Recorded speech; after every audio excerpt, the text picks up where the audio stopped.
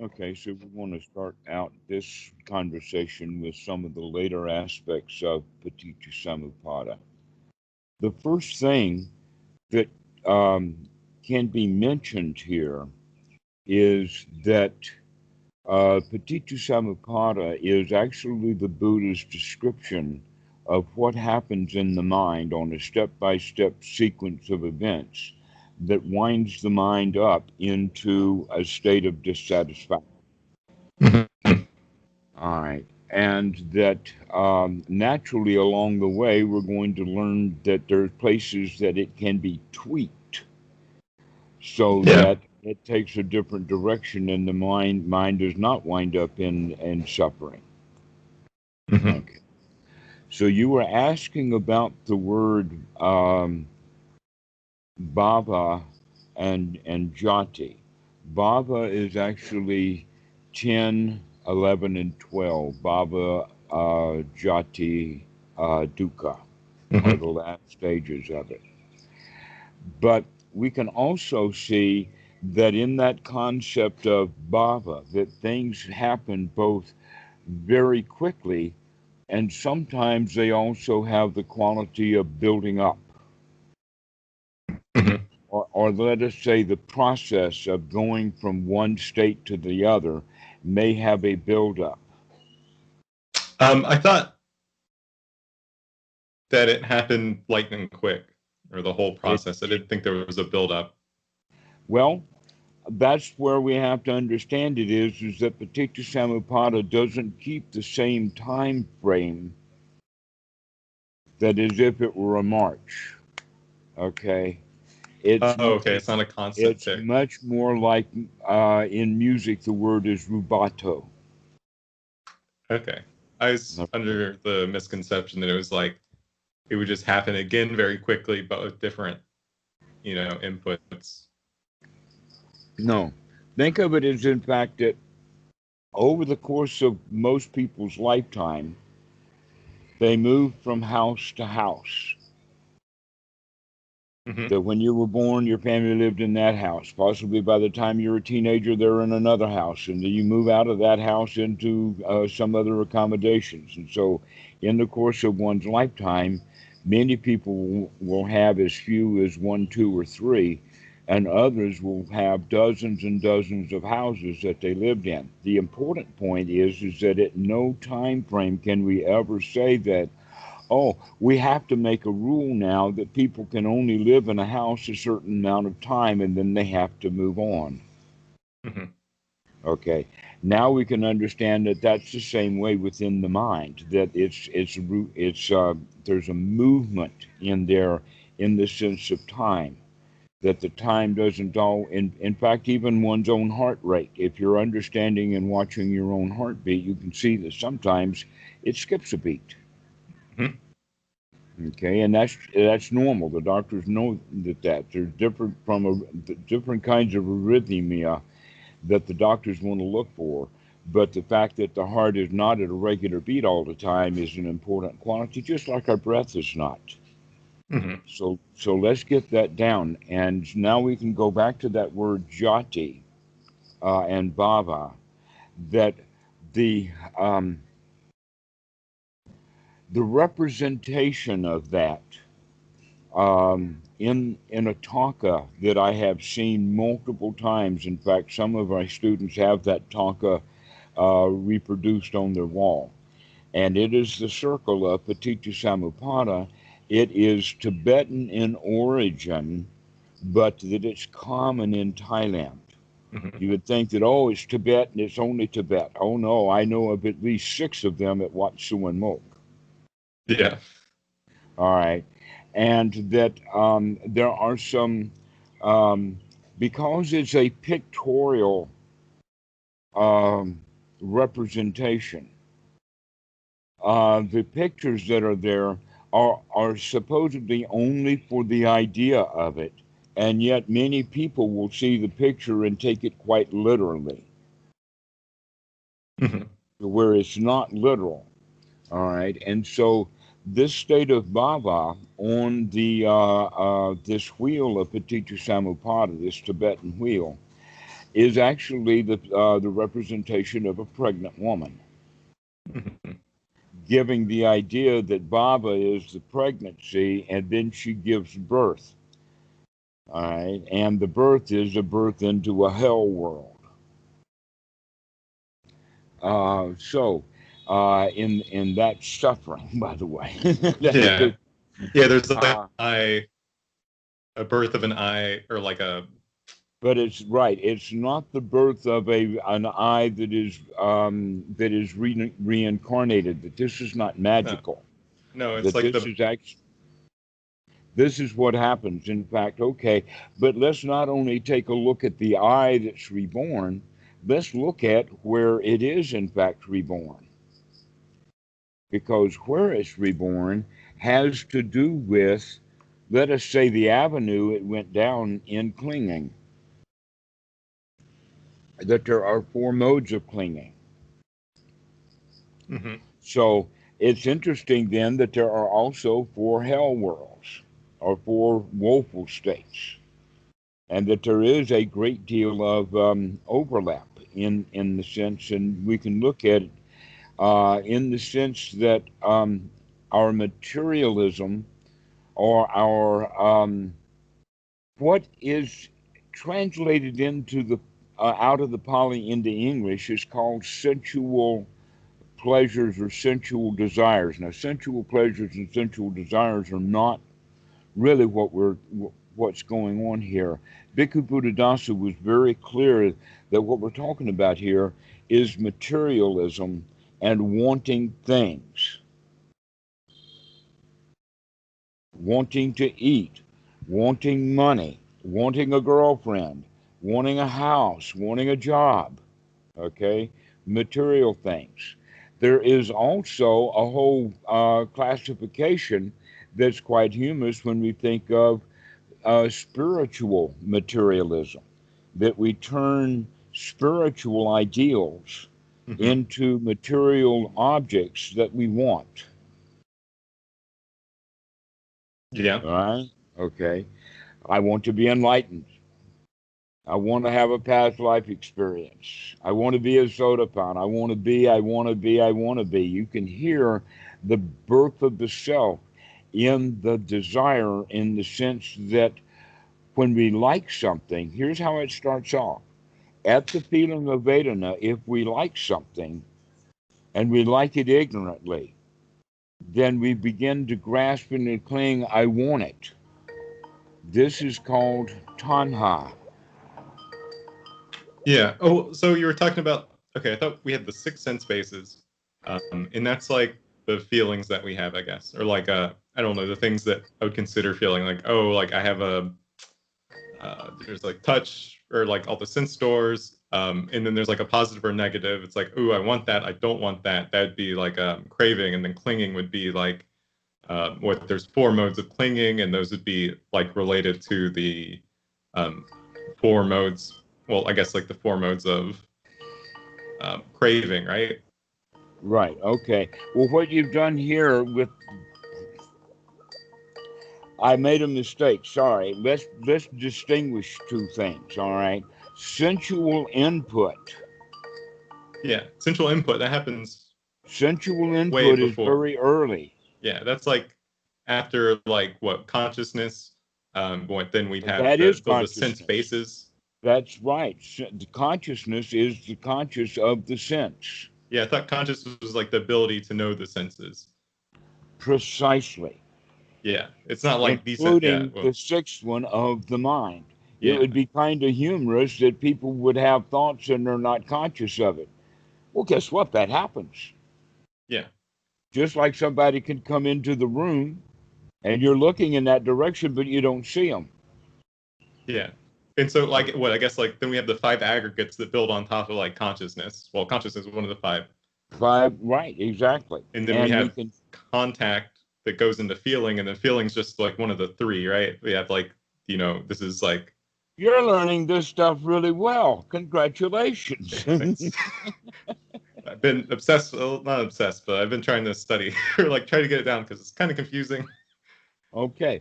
Well, But let me go back and make that statement that I made before, which is so powerful and so important.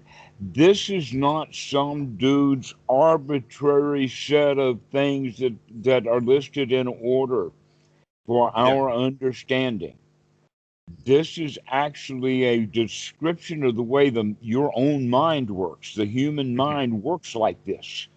And so basically, by understanding this sequence of events, you're actually beginning to understand, at least intellectually, how your mind works. Yeah, and it's been like really helpful for my practice.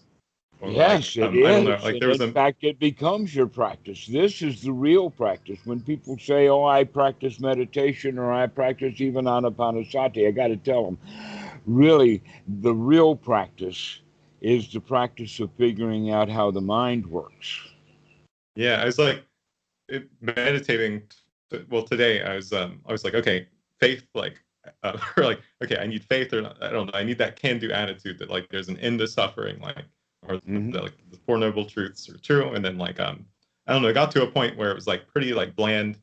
And then I was like, oh, like I guess I do need a meditation object, so I can like have something to like attached to that I can kind of see what my mind's doing. I guess like the higher layers, like so like go down the feeling, Hmm. and then I can be like, okay, like I'm focusing on the breath.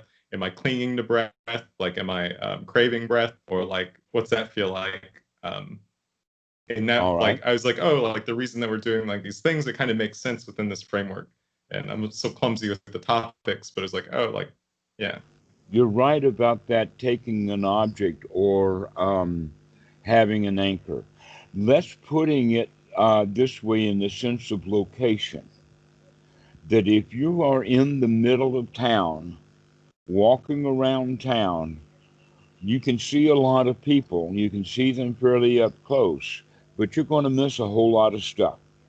The mm-hmm, further, in fact, that you are away from it, the less likely you're going to pay any attention to it. And so that town square can be full of people, and you're not much aware of anything except the ones that are around you. mm-hmm, Now let's go stand in that same situation on the top of one of the nearby buildings so that we can look down upon this square and we can see the comings and goings of people. You can yeah, see that this kid is dancing with his mom in his hand, holding his hand into the toy store, and then walk out really disappointed. Different child, same yeah, body, same clothes, different person. He walked in with anticipation and he walked out with disappointment. All right. So we can look at it in that sense also, is that anchor is to pull us away from that which we're looking at. A yeah. really funny way of saying it is that the biomedical engineer scientist is not going to be able to understand much about what's in the petri dish if he is in the petri dish. Yeah, exactly. Yeah, like the anchor gives you a way to look at like your relationship with it, or like with the things that are going on around it. Hmm. Because it's hard when you're just flitting back and forth between like whatever pops into your head, I guess.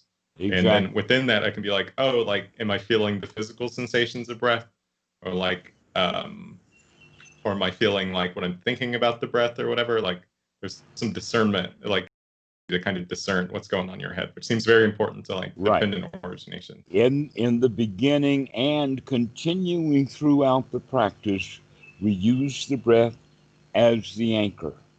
Yeah. All right. However, let us look at this part about pasa or contact. Yeah. Okay. Bhikkhu Buddhadasa talks about it as wisdom at the point of contact so that we will be wise and knowledgeable about what we feel, why we feel it, how we feel it, etc., like that, because we were there for the contact that impression made. What impression? The internal representation of what we're doing with our senses. The Hmm. internal, okay, so we have the atana, which is the sense base, including the mind door. There's six sense bases. That's the atana. The salayatana is the internal sense base that we put together as a unified thing that we can call a concept, we can talk in an image, we can talk it about an idea, we can call it a thought, but whatever it is, that's what it is that hits us. So if Salayatana, I that's see the an mental object image. out there, so if I see an object out there, it's what I do with it Then the that collision can lead to, well, that after makes yeah. hmm So a new analogy is that someone is standing in a crowd and gets bumped, Mm-hmm. and they have a particular reaction to that bump. What reaction are they going to have? What react if somebody gets bumped when they're Well, they'll be standing in a aggravated. crowd? Pardon? They'll be aggravated. Why? Why would they be aggravated? Well, they might Pardon? get aggravated. They might not.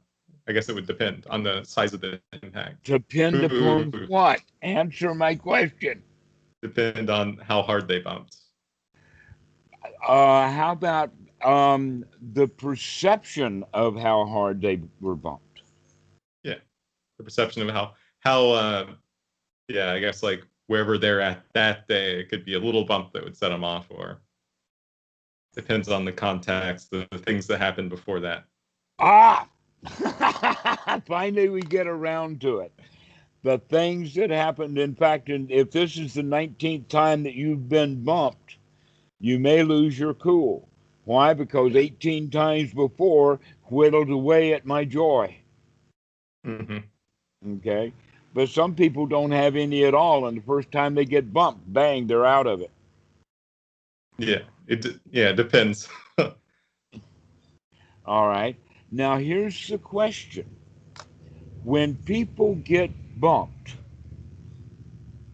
they know it, but they don't know it with wisdom. They just merely know it, which means that whatever that bump was associated with, feelings will arise. Mm-hmm. Okay?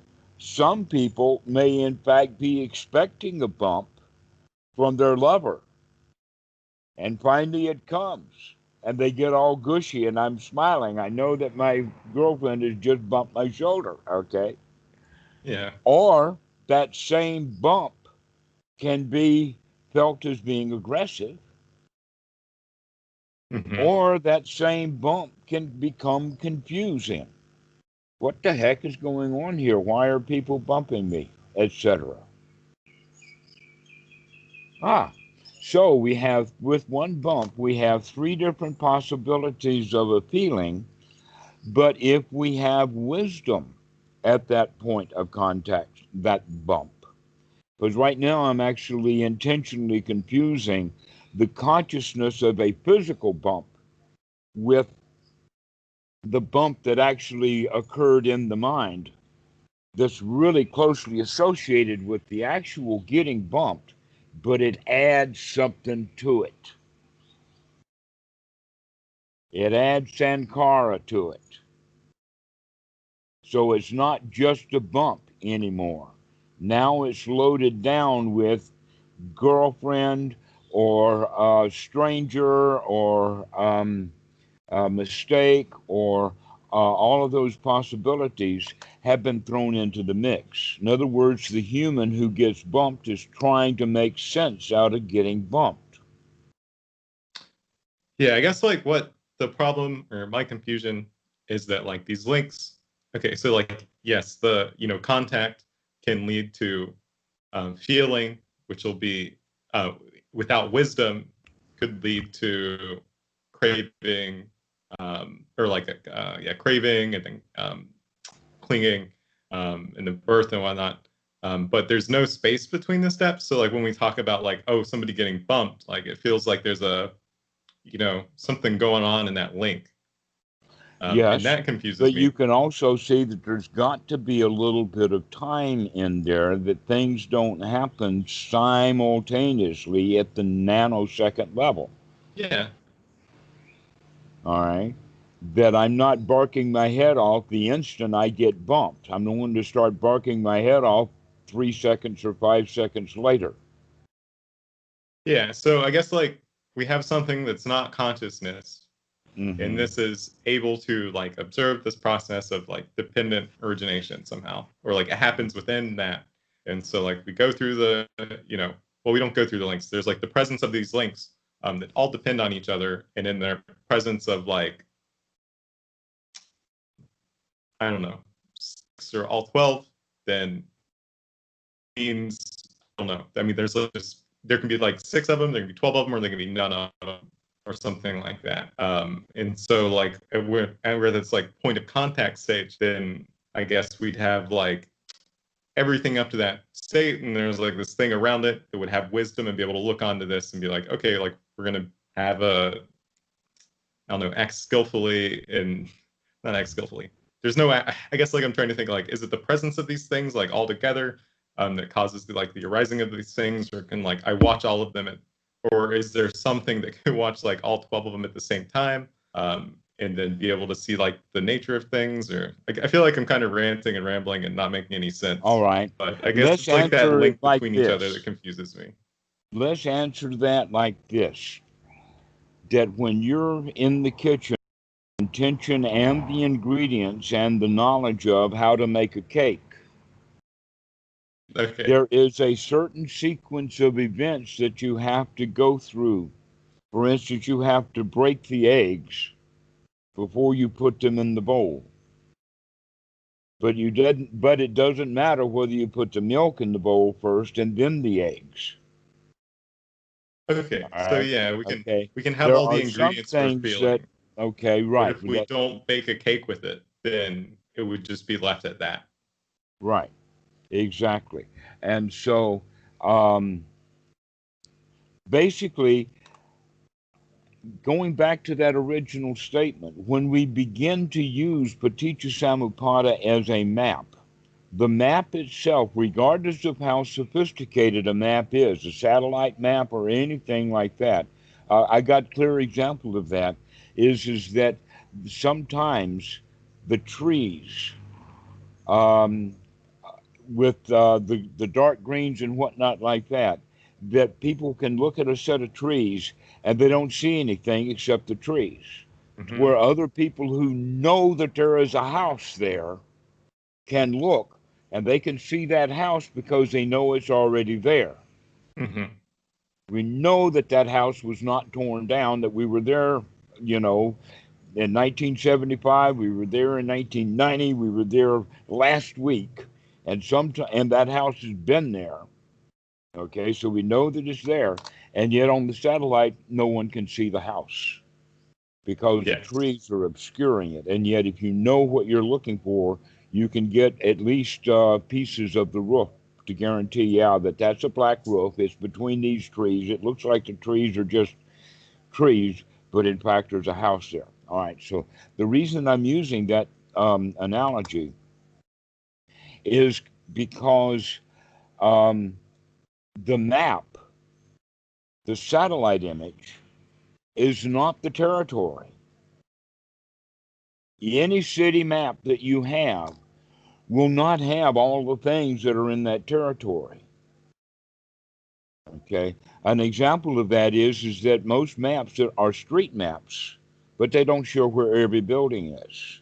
Most maps are street maps, but they don't show where the electric power is. It doesn't show where the water lines are. It doesn't show where the internet cables are going. It doesn't show Okay. the sewer. All right. Maps are always a pictorial representation to get ourselves oriented in the territory. Yeah, I see what you mean. So like we can, if there's like clinging or like if there's contact, then we can kind of like know that, oh yeah, there's like going to be some tree, before, before contact, there was like, I don't know, I forget what Uh-huh. precedes that, but there's Okay. that thing, and like I know that like that can progress into this thing, and so it's like kind So, of a map, like we can get our bearings using that. right. So the Paticca Samuppada teaching is a map that leads out a lot of detail that you can know about And then you're trying to put the detail that you know about into the map of Paticca Samuppada, and the stuff that you're detailing in your own mind with these questions are actually not in the map itself, but you can find where the stuff that you are experiencing fits on the map. Yeah, I guess. You can put it on the Yeah. map. You can get to, oh yeah, now I know where that stuff comes from. Here's my map. It's right there. Just like, in fact, let us say that the map that we're, or the territory that we're looking for is that we've got to find a natural gas line because we're going to make a junction. And the Mhm. pipe is already buried in the ground, but we're going to have to dig it up, right? Guess what? The pipeline company who laid that pipeline, they have maps of where those lines are. Mhm. And they're the ones who are most likely going to dig it up, right? So the guy uses the map to get in the vicinity of where that pipe is, but he may have to dig around a bit to where he actually locates it. But once he locates it, it says right there. There it is.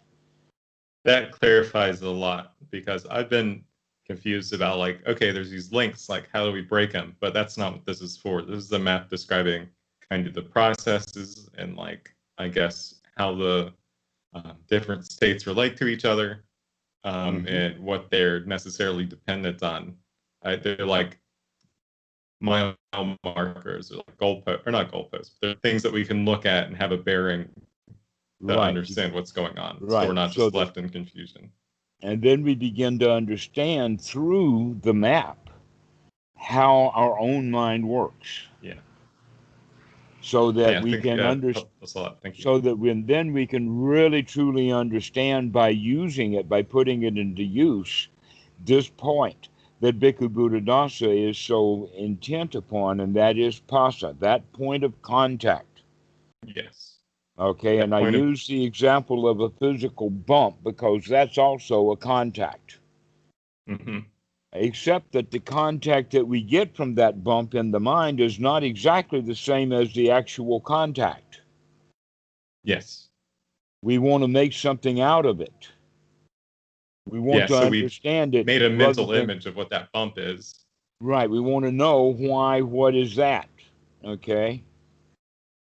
Yes. But it's also possible that people are alert. And so when they get bumped, they make nothing of it. It's nothing. Hmm. Okay? An example of that is getting on the elevator. People expect to get bumped when they're on the elevator, Hmm.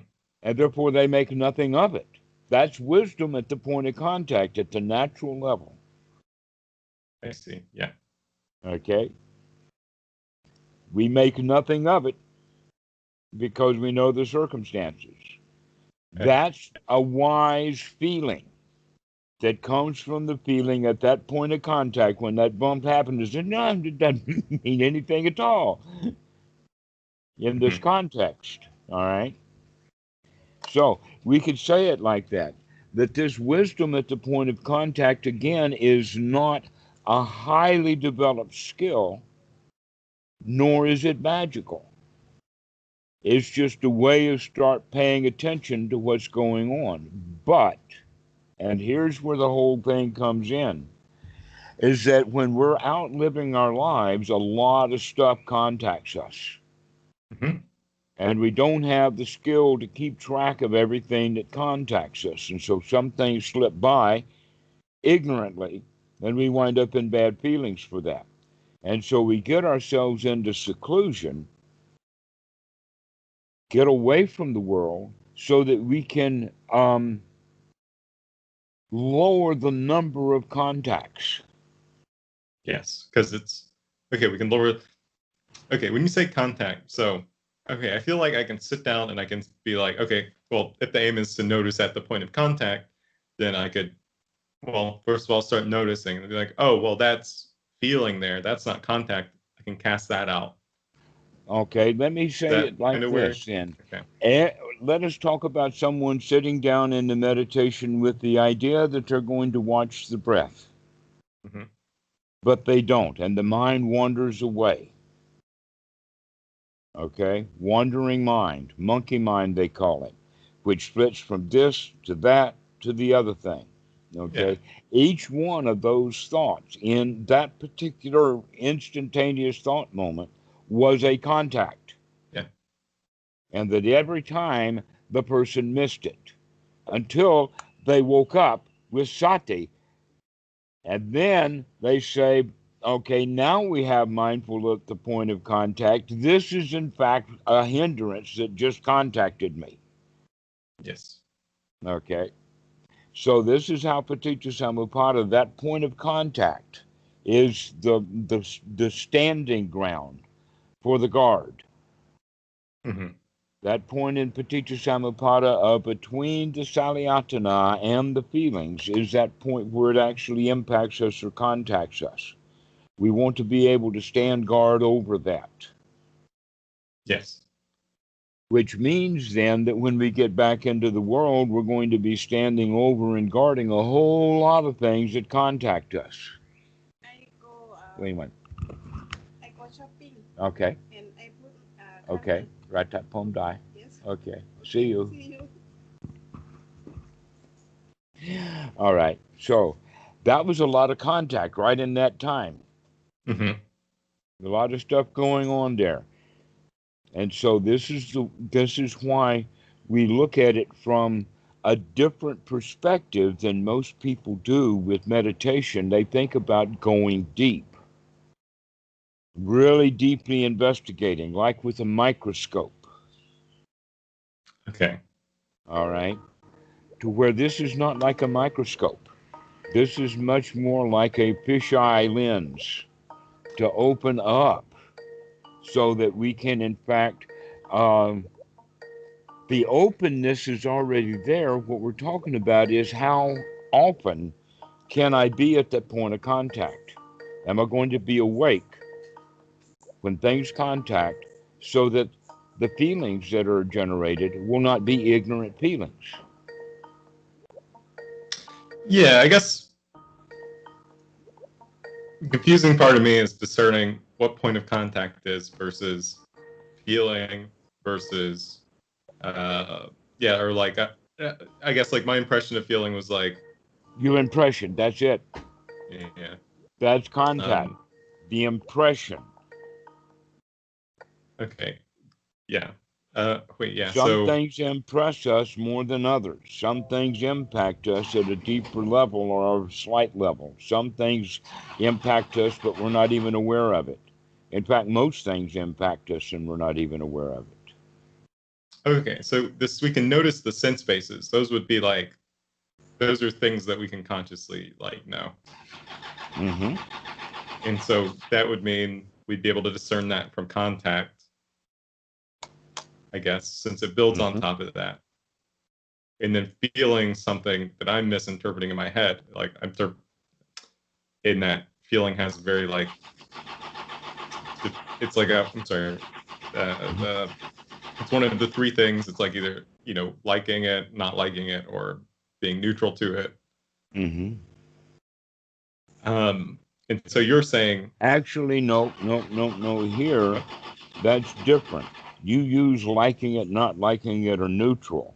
It's not a neutral feeling. That's one of the biggest mistakes that has oh, come out of Buddhism. yeah, It's not a neutral feeling.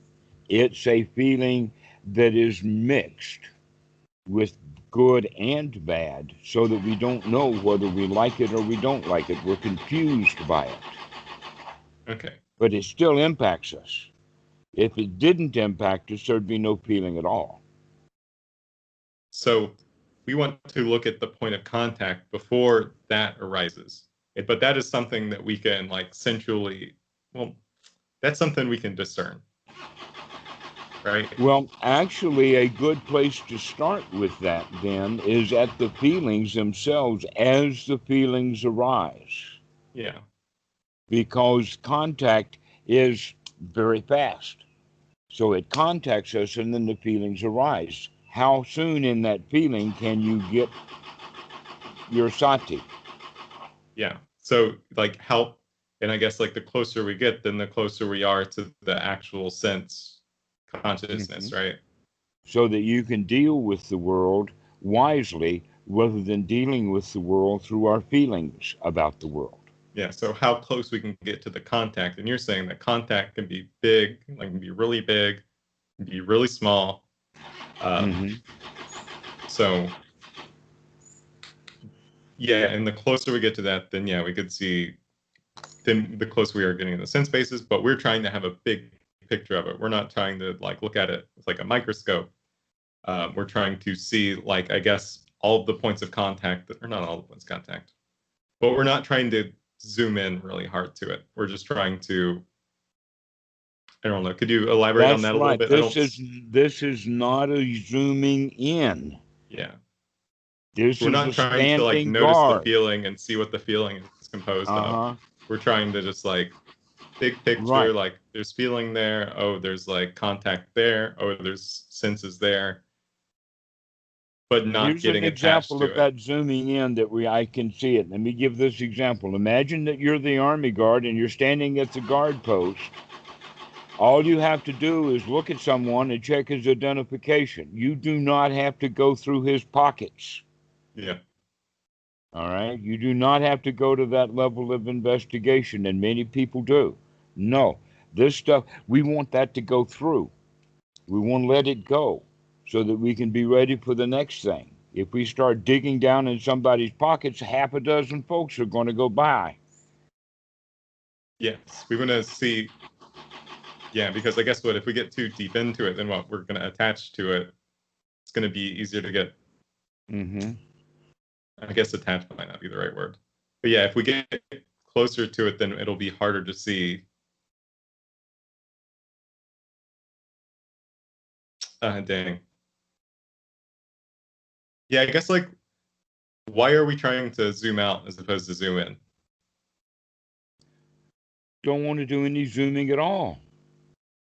Okay, so there is no action. Well, I mean, okay, so then we want to stand guard. We want to stand guard, but you're saying we want to have. It's not that we want to like look closely at it or look farther away from it. We just want to be able to see it. You're not saying that there's a action to take or anything. I'm sorry. Do you see where I'm a little bit confused at? I guess like it seems like you're making a call to action like, oh, we want to look at this in a certain way, and that certain way is in like a zoomed out fashion. What? Right. In a way, right. What I'm looking for is disassociation. Yeah, we don't want to be identified with it. Right. It's not we me. We don't want to let that turn into I need that.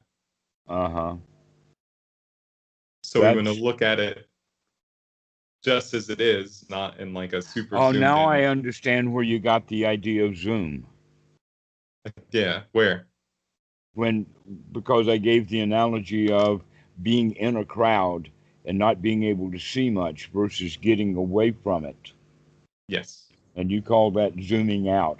So now yeah, sorry, that's why I'm saying zoom is because okay. we had these like two different perspectives, and I thought you were like asking me to change perspective. Well, in that regard, okay, we'll do that. Okay. One is being in it, which would be then really close inspection or zooming in, as opposed to no, let's pay attention to what's going on. Let's pay attention to what's going on, which means let's pay attention to a whole lot of stuff that's going on. Yeah, we'll relax that. We won't like. Yeah, like what you're saying is like if we try to look at it really closely, then we're identifying with it. But we want to disassociate. We want to not be identified with it. We want to not lead to feelings of I or like I need that or I want that. Right. Yeah, sorry for that confusion. Yeah, but yeah, go ahead.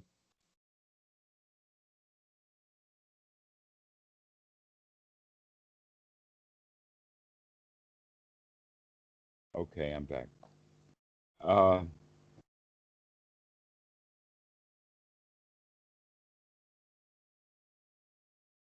we want to out. Go ahead. So we want to observe what's happening there at the point of contact.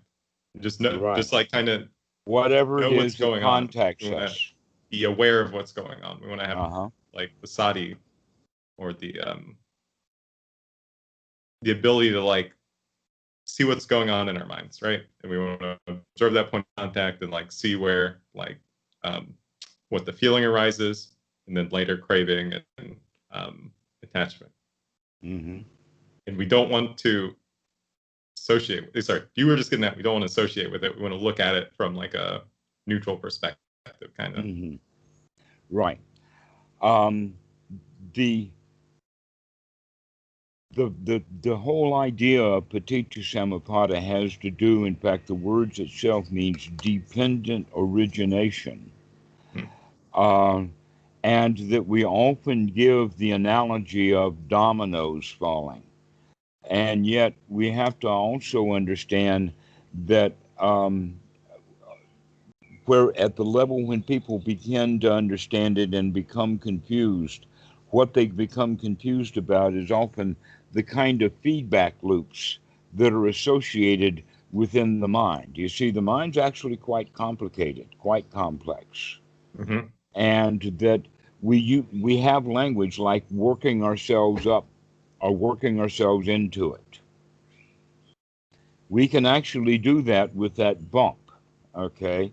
That let us say we can work ourselves up into the statement of what the hell, like tough. Sure. But that Yeah. may not be the original action. The original action response, I feel the bump, it is. Mm-hmm. And then we start to have thoughts about the people who are around me. Maybe there's an enemy there.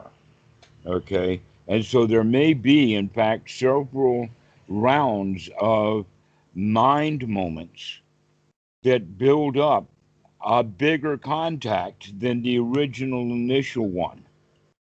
Yes. And was because of confusion. In other words, the original thing that happened was, wow, I've had so many calls today. So the buildup is repeated contact, right? It's repeated. Okay, so the initial contact was I got bumped and I didn't know what it was, so I became confused. And so now I start to think about it. Yeah. That's another process that uses more sankara, more perception, comes up with a new thing that gives us a new feeling, which may also be confusion. So we go back again. But we're in like fact, constantly see that we being get like caught going in from a loop here. ignorance. Yeah, but we're constantly going through this path. Not Uh-huh. constantly, but very quickly going through this path. Exactly. And while we're doing that, we're spiraling down into the later parts of Paticca Samuppada. Yeah, I see. I thought so when we were first talking about like, okay, like, hey, this can happen. Well, I mean, sure, like maybe it can happen at like a variable rate in time. Like I thought you meant that like, oh, we could stretch the like, that buildup is happening in like one line, but it's really like, we've forked off like another like mental object or something like that, and that's made contact, and like we've gone through this whole cycle until it can feel like a building up. But just because we're looking at it more broadly, we're not trying to look at it too closely. Exactly. Yes. But it's the same going all the way down, but it's just like, it just gives the appearance like of. So as this cycle of feeling and thinking and feeling and thinking happen, that actually then is the process of the pregnancy. Mm-hmm. Okay. And in fact, which means the more we cling, the closer we are to being born in hell. Mm-hmm.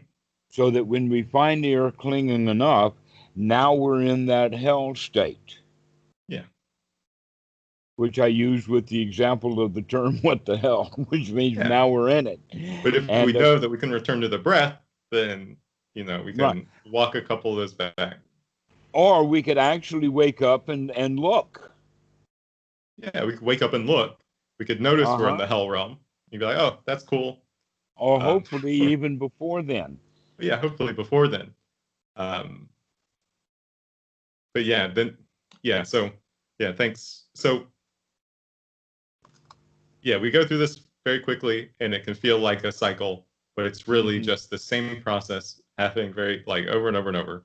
And you know, feel or like looking at the point of contact, that's just like good place to start.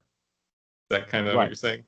Exactly. So let us look at the imagination is that every tiny little mind moment is like adding more weight, picking up something heavy and putting it on the back of the truck. Yes. All right. And if we keep doing that, then that truck is going to get heavy on the really back end of it, and the front end is going to come off the ground, and all of our stuff is going to crash land. All Yeah. right. So that's a way of looking at it. Is each little tiny mind moment will add stuff up, which is actually now the giving the nutriment to the hell realm until it has that point of tipping. Until it turns into full blown And then we're in a full-blown hell suffering. world. Yeah. I am angry. I am frustrated. Yes. Okay, so in fact, there may be a lot of mind moments in there and a lot of spinning. At one time, with a student who was here, we actually started to draw a diagram about all, not just taking, this goes here, all 12 steps, and then we could see, no, there's a feedback loop there, and there's a feedback loop there. And the more we studied it, the more feedback loops we could find in there. Yeah. Yeah, there's There's feedback loops within this. So like we could affect our, I don't know, like if I thought about the puppies or feeling, something, then puppies are now especially in if my Sankara. the feeling, especially is the feeling of confusion, will get the mind in a consciousness, perception, salayatana, leaving more confusion, another cycle, another cycle. Now we start digging in and bringing in more information from the past to try to figure it out. We come up with wild hair ideas and things like this, you see, to try to get ourselves out of that feeling of confusion. We don't like it. Yeah. Yeah, we're like seeking, there's that ignorance that we're trying to seek our way out of, and the way we, then that, Hmm. But if we goes were through. wise to the fact that we were feeling confused and working ourselves up, getting confused, we can say, hey, I don't need that. Okay. Yeah, we can say we don't need that. And like, I don't know, I guess like one of the reasons you don't tell me things to do, like it's not the 7 steps you need to take to get enlightened, it's the 7 factors of enlightenment, is because whenever you say do that, then there's like an ego involved in that. So like if I try to do something during meditation, then like I have already decided to like build that. Well, then there's point of contact on me wanting to be enlightened or whatever.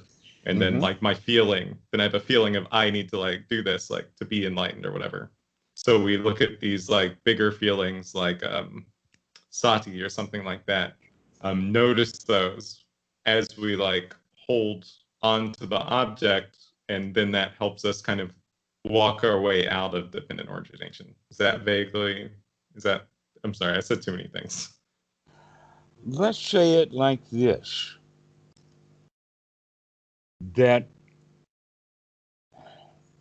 what's the, for most people, what's the most important thing to them? An individual Their out in life, the probably. himself, right? His own Yeah. life is the most important thing he has, okay? Which, what we're talking about here, if you understand it that way, we can see that the self preservation instinct, that instinctual feeling of keeping us alive, actually, if it's ignorant, becomes extremely heavy. Yes. We become important. We think ourselves important. I am important. In fact, I am the most important thing in my whole life. In fact, I'm the most important thing, period. But that I you're Okay. talking about is like the 5 aggregates plus all these other things that aren't actually. No, I'm not. I'm talking about the delusional Okay. people Yeah. who are selfish.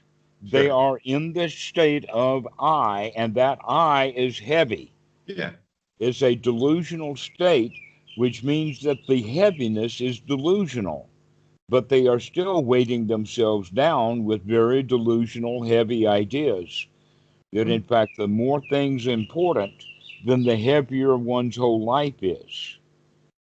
For example, for you and me, it's not important for us to be president. That's true. If it was important for you to be president, look how much of a burden you've just picked up. Yeah. I am president. Not that one is president, or a president is up there, or a president doesn't matter, a president is nothing. All right. Mm-hmm. No, it's I am the president. And when we have that kind of understanding, things are very heavy. Yeah.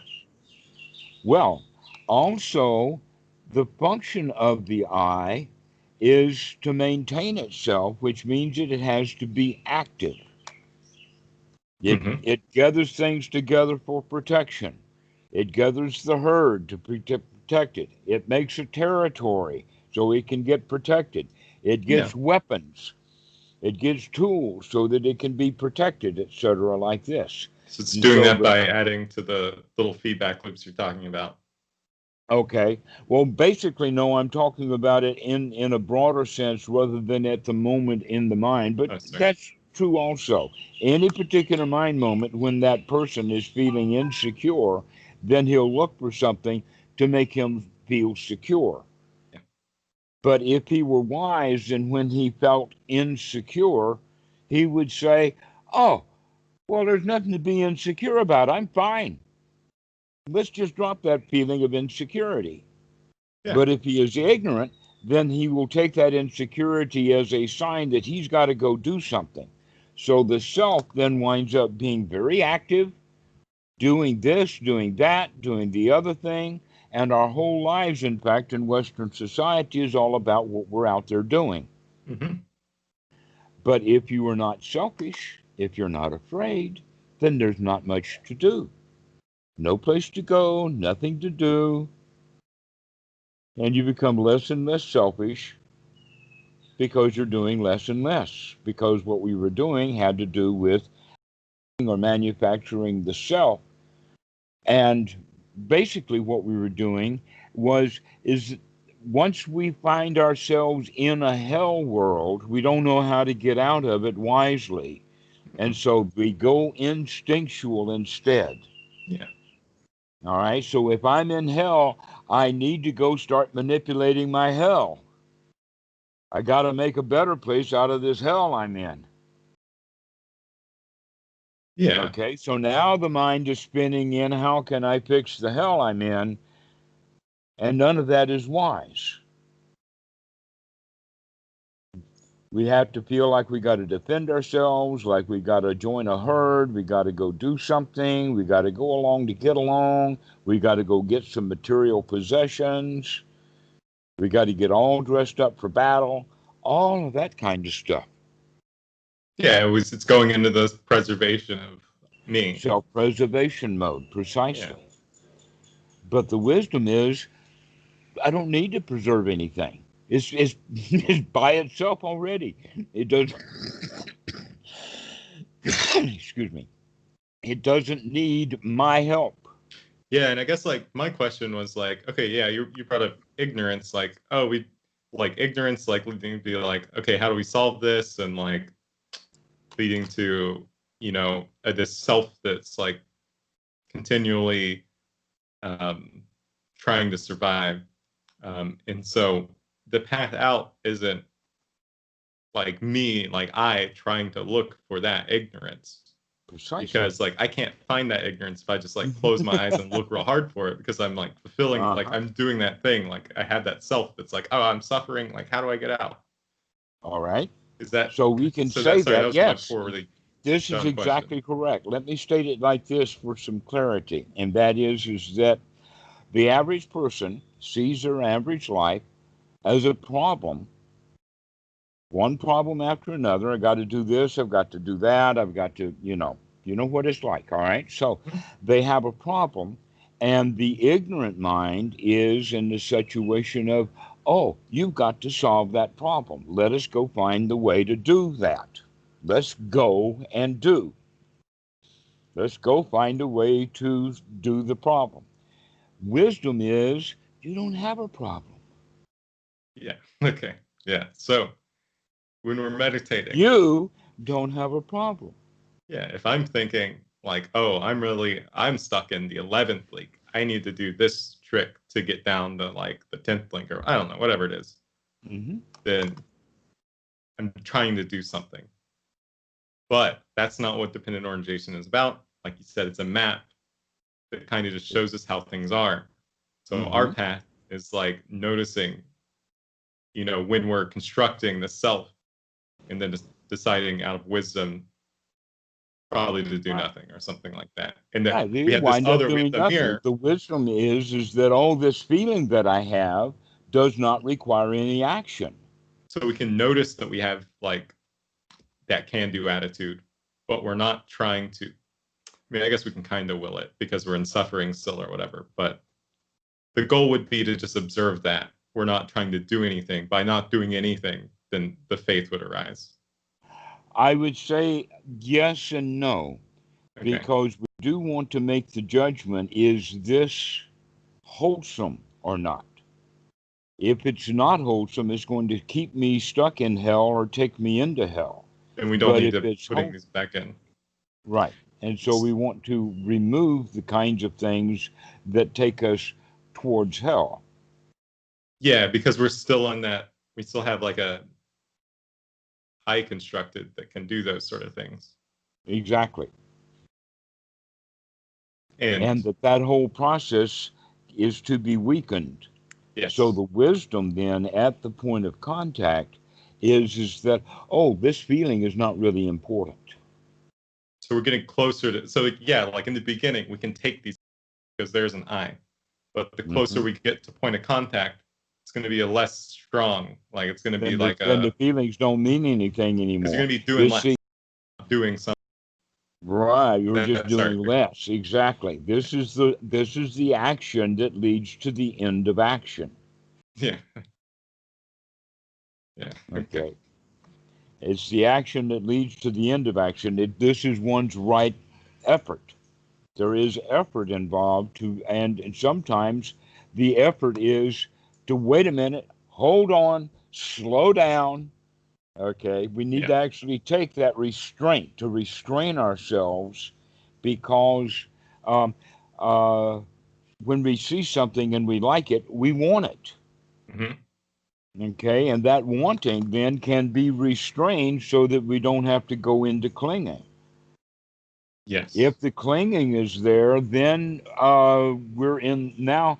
That clinging becomes repetitive in the sense that we build it up because I want it, and I cling for it, and I grasp, and I plan on how to get it, and I put on a suit and some makeup, and I get a mustache, or I cut my hair, and all of that kind of stuff, you see. And that's the buildup of the clinging that winds us being completely disappointed when we're told no or whatever. Yeah. Right? There's a whole buildup that had a lot of clinging to it. Now we can take this clinging in a particular way. That when we have a feeling of I like it, then the first ignorance is that I like it, therefore I want it. But there's a deeper level of ignorance that can be there, and that is that I like it, therefore it must be good. And you can see that all over the place in the sense of not in my backyard, or another one is not invented here. In other words, this company really likes this idea, but the guys who work in this company are going to sabotage that good idea because it wasn't their idea. Yeah. Okay, so not invented here is part of that syndrome, that, in other words, we only like things, or we only think things are good if we like it. So it's like, that's not my, that's not mine, and therefore it's not idea. Good. Yeah. So it's foreign. To that being like, that's not mine. But that kind of that's not mine is ignorance, and in fact is ignorantly, in a way, not liking it. Now, I use it quite often. The statement that Ajahn Sumedho made to Ajahn Chah at that ceremony where all the young Thai ladies were all dolled up. And Ajahn Chah asked Ajahn Sumedho, what do you think? And Ajahn Sumedho's answer was, I like it, but I don't want it. Yeah. Because Okay. he had the wherewithal then. So that gives all the Dhamma dudes permission to go ahead and like all the beautiful women that they see, but you don't want any of them, really. And so there's nothing wrong with that liking, because that liking is wise liking. It does not go from the liking into the wanting. Okay.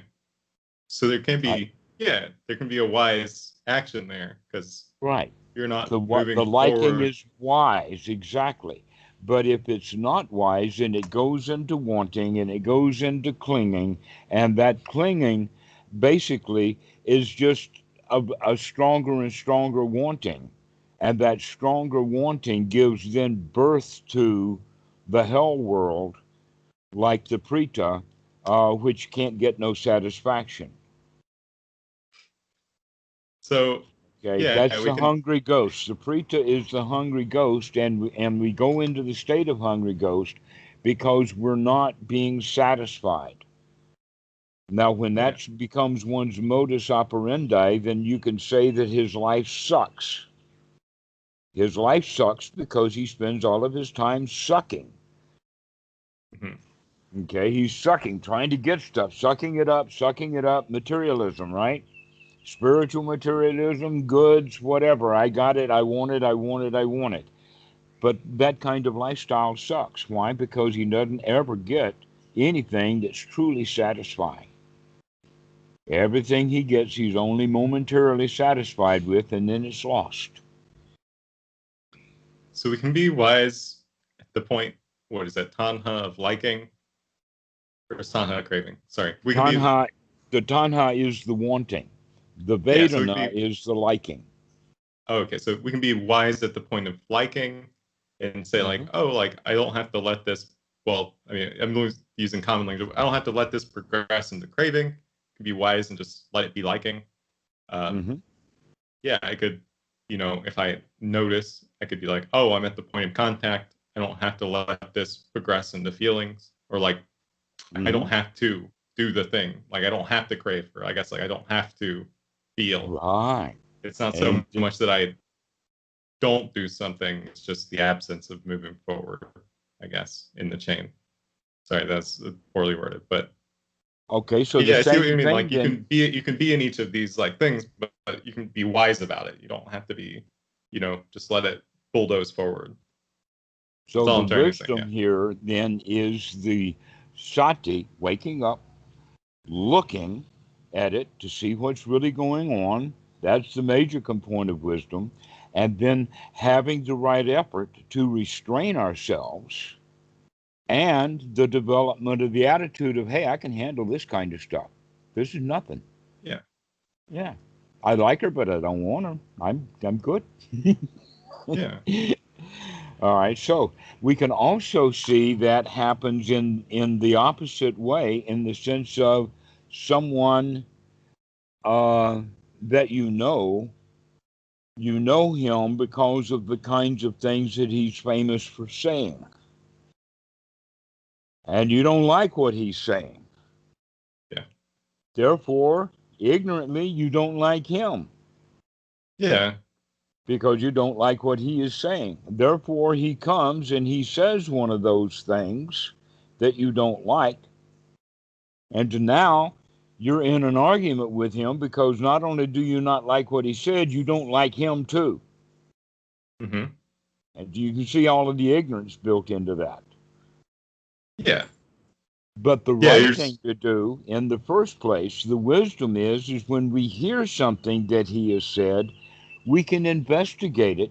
We can see what truth there is in it. We can understand why he took that position. And then, very friendly, we can reject it, Sure. because that Yeah. We takes don't have to let wisdom. that in. But Yeah. the ignorance is, I don't like what he said. Therefore, what he said is wrong. Huh? Yeah. Therefore, he is bad. Yeah, and when we say therefore he is bad, then we're already That's made a when hungry, we're not going into hungry, hell. but Right. yeah, we Now made we're like going. one of the bad states. Sorry. Yeah, Right. That is called hell, by the way. yeah, we're in hell. We're like, yeah, it's no fun to be there. Not a good idea to be in that state. So it's very good then if we hear people, politicians, Dhamma teachers, doctors, it doesn't matter who they are, but they are already in a position of running their mouth. Yeah, So, and the people who are in the habit of running their mouth sometimes will let the mouth run without the mind running also. And they'll say something ignorant. Okay. And that happens everywhere, all over the place. That in fact, the wisest thing that you can do is shut your mouth. yeah, and so what we want to be able to notice that more frequently. We want to be aware of like So if where you we're hear at. somebody say something that you don't like, notice that you don't like that. Yeah, and so I And can that notice that's like all I there don't is like to that. it. Yeah, just I don't like the like it, monk but that's guy. all there is to it. I don't have to go to the point of, and he is bad. Yeah, and so that's what I'm practicing with the be like, yeah, take a deep breath, like wake up. Where am I at? Like, choose And not to go into the hell world. that's exactly right. So now we're beginning to see that, oh, Paticca Samuppada is how the mind works so that we can practice anapanasati to make some repairs in there. Yeah, And that we need to develop the skills so that we can continue to make those repairs as they become, let us say, more subtle and sometimes even less frequent. yeah, because there's that middle. Well, yeah, the feelings they can be of varying intensities. So I imagine it's a lot easier to like go into dullness or like not Mm-hmm. being aware when these things aren't super strong, even though they're present and this whole chain is occurring. So we And can, so, in fact, it is quite um, clear over a period of time. Every student should be able to see this in himself. But after you've seen a lot of students, you see everybody does this. Okay. And so there is a point when they do, in fact, get the mind fairly cleaned out so that these uh, points of ignorance don't happen very often. That means that now they go off guard. They say, okay, everything's hunky dory now and I don't have anything to do. And they'll yeah, trip along for a day or two, and then all of a sudden things start like that. And now they're really in it, miserable again. Last week I was in meditation. This week I felt good, but yesterday and today I feel lousy, yeah. miserable. That been some big feeling cycles. I don't know. I mean, yeah, just where it's felt like, yeah, I'm like meditation master, or like I'm not meditation master, but yeah, got it all figured out. And then the next day, it's like going to McDonald's and eating bad food and just not taking care of myself and feeling worse and worse. But the But same yeah, process and the same skill development is needed. And yeah, sati is the number one item to wake up, to take a look at how we feel, up and to see what's in the mind, because only then can we make changes to it. If we're not careful, or if we're not watching what we're doing, we'll wind up anywhere. If we're not watching where the mind is going. yeah. And so when we do that, when we wake up, are we okay? Yeah, you said we have that like, yeah. Are we just like adding into that chain? We're like, oh, like we have this new intent or like volatile action of like, I don't. Never mind. I don't know. We can save that for another time. It's a dumb question. All right. Okay. Well, I think that today we've done some of the stuff that will clear up a lot of the misimpressions that not just you but other people have had about it. Yeah, I think That it really is that helped a just a lot, map. and yeah, I appreciate it. That yeah, just a map was like very clarifying, and talking about how like the feeling of it building and whatnot. That's actually just these loops. There's like these loops inside of the chain or whatever, like the feedback loops that let this thing like swell and swell and swell until we have big points of contact. And yeah, very helpful. Sorry if my mind wasn't very sharp today. I feel like my questions were really bad, but I really appreciate it. Okay. Well, now we know what to do. What we got to actually look for, what to be on guard for, Yeah. is in fact, can we be there when feelings arise? Yeah. Because that feeling, in fact, if we have the feeling of confusion arise, it will build up into anxiety or stress for Hmm. many people. But if we can say, "Oh, that's just a momentary feeling. Never mind. Take a deep breath, and if Yeah, it's we don't have already the to. anxiety's there, then let's get out of our confusion. Take a deep breath, and the anxiety will melt away." Yeah, that makes a lot of sense. That it may take a bit of deep breathing to pump ourselves up enough to get out of that hell that we've landed in that we're calling anxiety or anger. It does take a couple of minutes to settle down if Yeah. we're really upset. Yeah, but we can understand where we're at. We can like use the map to be like, oh, okay, yeah, this is just part of the chain. Hmm. Calm down, decide not to let that anxiety go into like full-blown anxiety, or yeah, just take a deep breath and be happy. All right. Excellent. Well, Clint, we'll see you later then. Yeah, thank you. I'll talk to you later. Bye. Okay. Bye bye.